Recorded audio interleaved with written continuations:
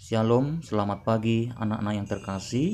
Selamat berjumpa kembali untuk kita semua dalam proses pembelajaran daring pada pagi hari ini. Sebelum kita melanjutkan proses pembelajaran kita, marilah kita untuk tetap selalu ingat bersyukur kepada Tuhan atas segala rahmat-Nya, sehingga kita masih dapat merasakan kesehatan hingga sampai pada saat ini. Rangkai air mataku jadi permata, kau ubah kabut hitamku menjadi sudra. Baik anak-anak yang terkasih, materi pokok pembelajaran yang akan kita pelajari hari ini dapat kamu buka dalam buku paket Sejarah Indonesia halaman 73 bab 2, yaitu pedagang, penguasa, dan pujangga pada masa klasik Hindu dan Buddha. Materi pokok yang akan kita pelajari diawali pada bagian A mengenai tentang pengaruh budaya India, kemudian bagian B kerajaan-kerajaan pada masa Hindu-Buddha. Selanjutnya bagian C, terbentuknya jaringan Nusantara melalui perdagangan. Dan yang terakhir bagian D, akulturasi kebudayaan Nusantara Hindu-Buddha di Kepulauan Indonesia. Nah, selanjutnya adapun tujuan kita mempelajari teori ini ialah diharapkan setelah mempelajari teori yang terdapat pada bab 2 ini, diharapkan kita dapat mengetahui bagaimana saja proses dan pengaruh budaya India di negara kita di Indonesia. Kemudian kita diharapkan juga dapat mengetahui corak atau ragam bentuk kerajaan-kerajaan pada masa Hindu-Buddha di Indonesia. Yang berikutnya kita juga diharapkan mampu mengetahui bagaimana terbentuknya atau proses terbentuknya jaringan Nusantara melalui jalur perdagangan. Yang terakhir diharapkan kita juga dapat mengetahui bagaimana corak kebudayaan Nusantara pada masa kerajaan Hindu-Buddha di Kepulauan Indonesia. Nah, kita perlu mengetahui bahwa negara kita, negara Kepulauan Indonesia, adalah negara yang memiliki wilayah yang sangat strategis. Selain wilayah kita adalah wilayah yang sangat strategis, ternyata negara kita juga merupakan negara yang kaya akan rempah-rempah atau kekayaan alam.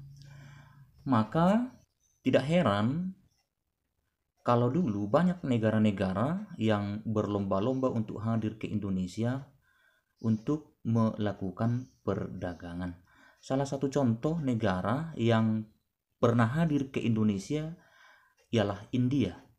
India adalah salah satu negara yang pertama datang ke Indonesia berkunjung untuk melakukan perdagangan. Selain untuk berdagang, mereka juga ternyata punya misi yang lain, yaitu untuk menyebarkan ajaran agama yang mereka yakini kebenarannya di negara mereka untuk disebarluaskan ke negara kita di Indonesia. Bagaimana cara mereka menyebarluaskan ajaran agama atau kebudayaan-kebudayaan yang berbau Hindu-Buddha itu? Yaitu dengan cara orang India berupaya menjalin hubungan interaksi terhadap masyarakat. Lewat hubungan interaksi itu, mereka perlahan-lahan mencoba menanamkan kebudayaan-kebudayaan baru itu terhadap masyarakat yang mereka temukan di Indonesia, dan ternyata masyarakat Indonesia pun sangat welcome atau membuka diri dan tertarik terhadap corak kebudayaan baru yang disebarkan oleh orang-orang yang datang dari India pada masa itu. Dan proses masuk dan berkembangnya agama Hindu-Buddha di Indonesia disebutlah itu dengan istilah penghinduan atau Hinduisasi.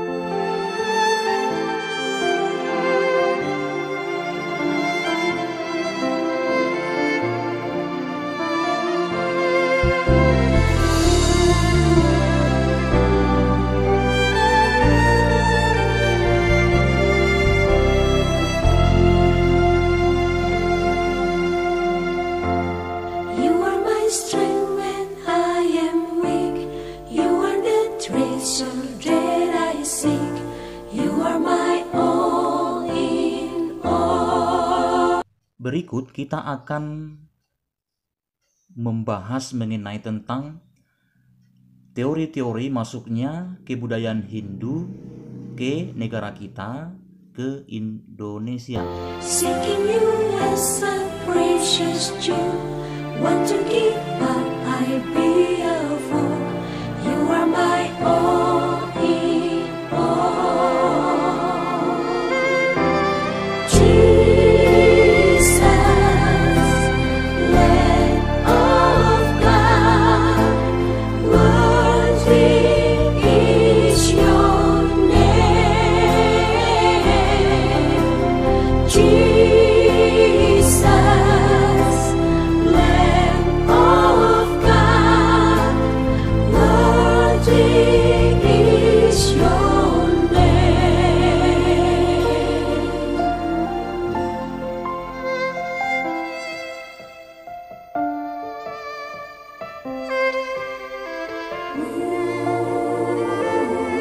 Baiklah anak-anak, jadi menurut teori Brahmana menyatakan bahwa kebudayaan Hindu-Buddha masuk ke Indonesia adalah dibawa oleh para kaum Brahmana yang datang dari India, yang mana mereka datang ke Indonesia karena diundang secara sengaja oleh raja-raja yang ada di Indonesia pada masa itu, bertujuan untuk menyebarkan ajaran agama dan juga untuk memimpin upacara-upacara keagamaan. Jesus, Lamb of God, worthy is your name. Jesus, Lamb of God, worthy is your name.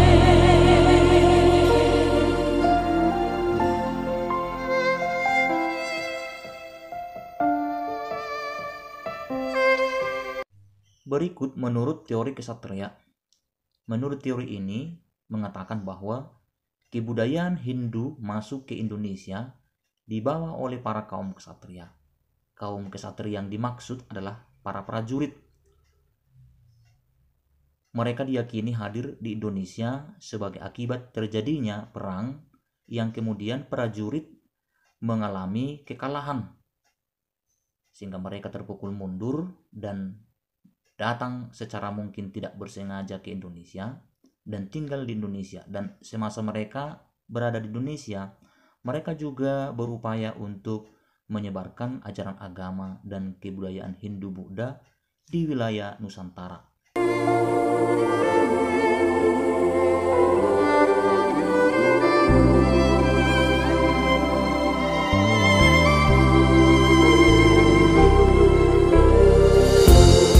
Engkaulah kekuatanku, Engkaulah kemuliaanku, Engkaulah segalanya.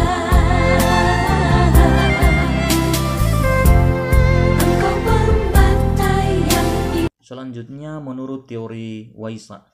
Teori ini mengatakan bahwa agama Hindu yang masuk ke Indonesia dibawa oleh para pedagang India yang berdagang di Indonesia dan kemudian mengajarkan ajaran agama Hindu kepada penduduk setempat yang ada di negara Indonesia. Engkau permata yang indah, takkan pernah ku lepaskan.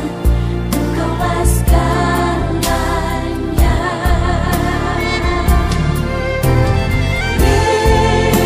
Yesus, domba Allah, mulia namamu.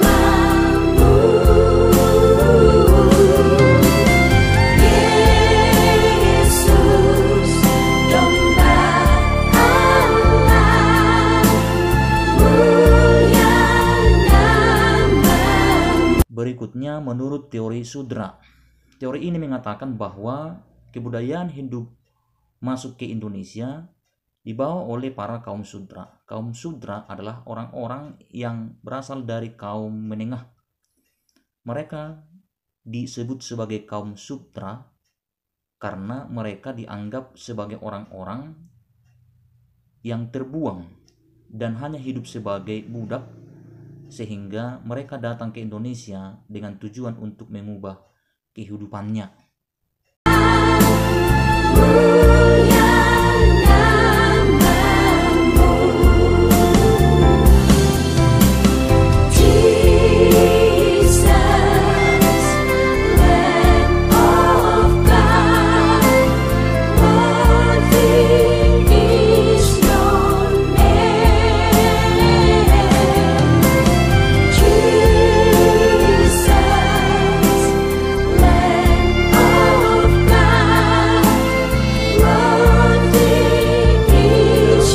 Terakhir adalah menurut teori arus balik. Teori ini mengatakan bahwa agama Hindu yang masuk ke Indonesia dibawa oleh para pelajar atau orang-orang Indonesia yang diberangkatkan ke India pada masa itu untuk mempelajari ajaran-ajaran agama atau kebudayaan-kebudayaan yang bercorak Hindu di India. Dan setelah mereka selesai menempuh pendidikan di India, lalu mereka pulang ke Indonesia dan mengajarkan atau menyebarluaskan ajaran Hindu kepada seluruh penduduk atau masyarakat setempat yang tinggal di wilayah Nusantara atau di Kepulauan Indonesia.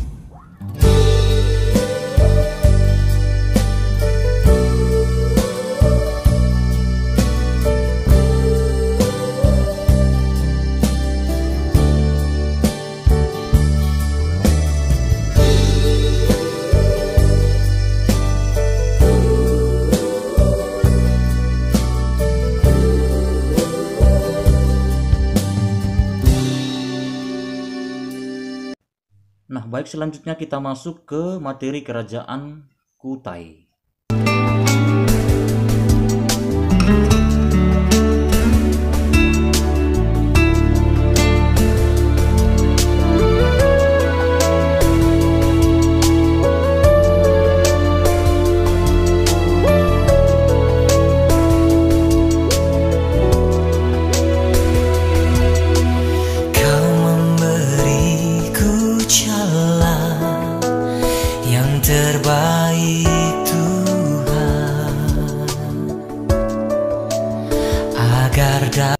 Sumber sejarah mengatakan bahwa kerajaan Kutai terdapat di Yupa. Yupa digunakan sebagai peringatan upacara kurban dan ditulis dengan huruf Pahlawa dan dalam bahasa Sanskerta.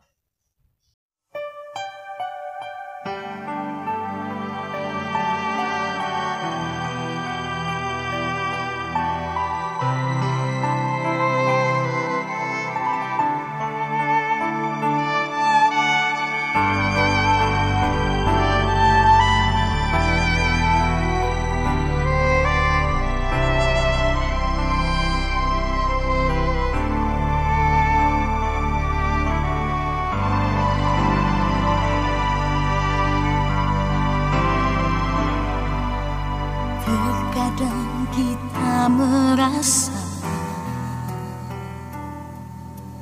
tak ada jalan terbuka. Kerajaan-kerajaan yang bercorak Hindu-Buddha yang terdapat di Nusantara berdiri sekitar abad keempat. Kerajaan ini terletak di Muara Kaman, Kalimantan Timur, tepatnya di hulu sungai Mahakam. Terkadang kita merasa tak ada jalan terbuka, tak ada lagi waktu, terlambat sudah.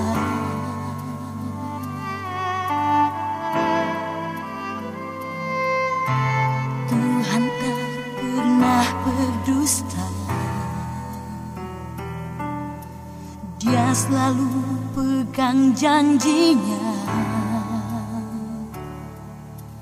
Bagi orang percaya percaya mujizat nyata.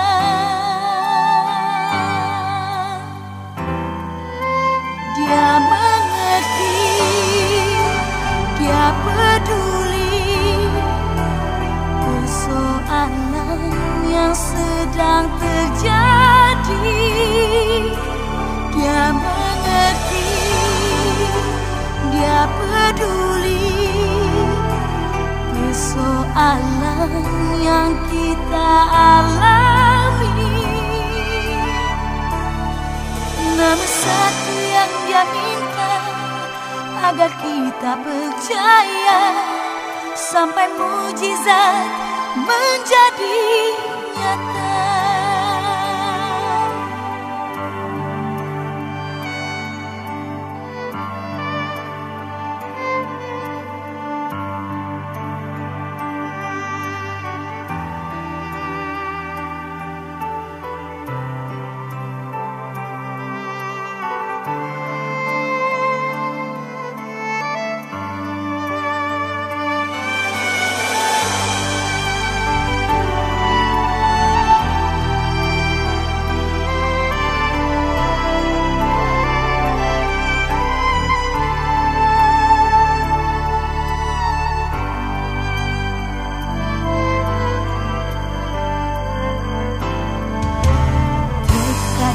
Kita merasa tak ada jalan terbuka, tak ada lagi waktu, terlambat sudah. Oh, Tuhan tak pernah berdusta. Dia selalu pegang janjinya. Bagi orang percaya, mukjizat nyata.